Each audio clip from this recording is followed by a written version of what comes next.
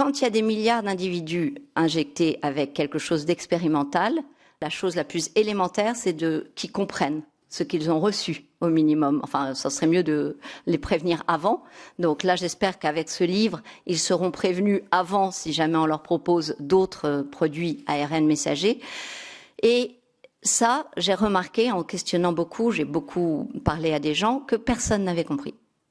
Quand je vous dis personne, c'est ni les journalistes, alors ça certainement pas eux, ni les médecins qui injectaient, ni les individus sains qui recevaient ces vaccins. C'est un gros problème que de se lancer dans une expérience humaine de cette envergure sans que personne n'ait compris le but du jeu. Enfin, il entend un but et puis ce but, il passe son temps à échanger, tous protégés, tous vaccinés, n'est-ce pas?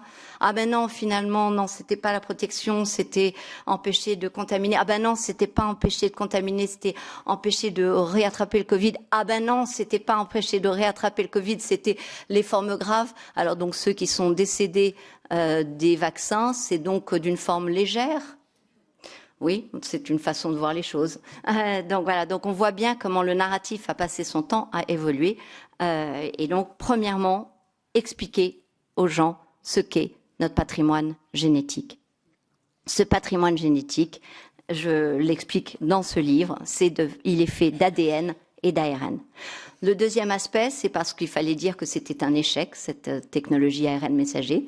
Et d'ailleurs, je n'ai eu aucune critique de mes pairs scientifiques sur ces aspects que je suis en train de vous décrire ici, en disant que ça n'avait jamais abouti à un produit. Donc quand je dis c'est un échec, c'est non seulement un échec sur la vocation initiale du produit, mais c'est un échec sur tout ce qui est effet sur la santé, puisqu'il y a mise en danger de l'individu.